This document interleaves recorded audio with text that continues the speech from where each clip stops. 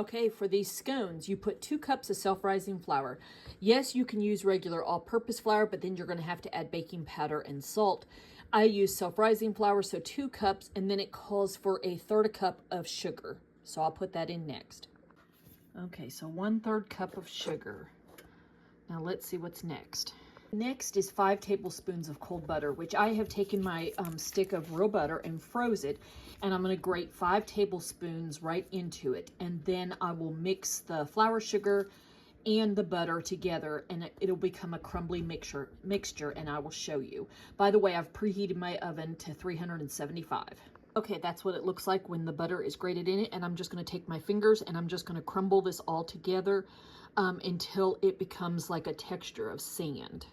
Show you how it's done. You just get in there and you just kind of blend the butter and flour sugar mixture together. Just rub it between your fingers. And I'm going to keep doing this until all the butter is incorporated. It's very early in the morning. And I'm going to keep doing this, and then I will let you know afterwards. Okay, it's all blended in. Oops, I missed one big piece of butter right there. Blend that in. And then next I'm going to get the wet ingredients ready. Okay, before I add my wet ingredients, I'm going to add a small bag of these dried mixed berries. I get these at Aldi's.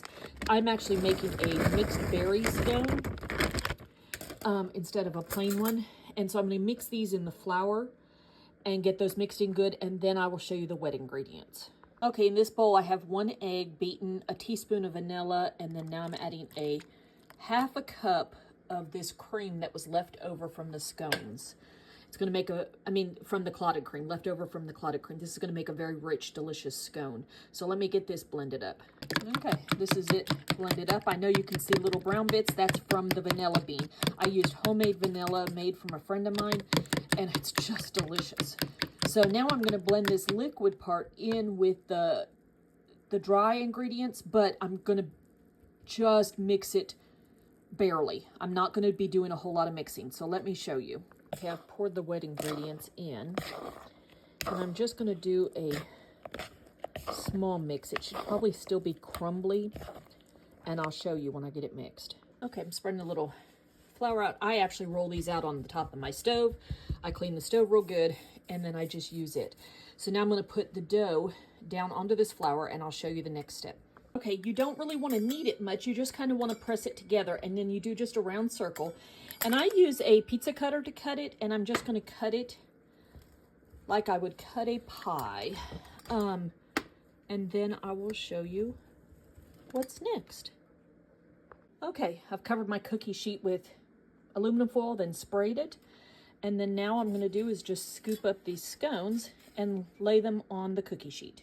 Okay, so before you bake them, the next step is to brush the top with some of that cream that we had left over from making the clotted cream. This will make them brown and delicious and yummy. You're just going to use a little brush and brush it right on top before you bake it.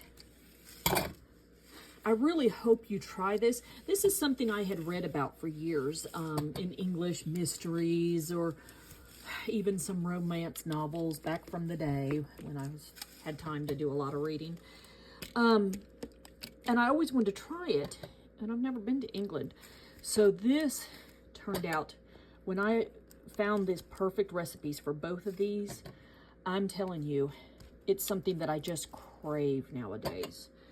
Every once in a while, you'll just see me and I'll just be like, okay, I need clotted cream and scones. And this one, I like mixed berry scones. You can make a plain one, and it's still good with clotted cream. You just use some jam. Okay, so I'm going to put these in the oven, 375, and then I'll let you know how long it takes when I get them out. Okay, the scones took about 22 minutes in the oven. They were pretty big. They're pretty fluffy. You can see that they kind of spread together. I should have probably spread them out, but I just used my little spatula thing and cut them apart. They are still absolutely delicious. So I'm going to have one of these with some of that clotted cream, and it is just amazing.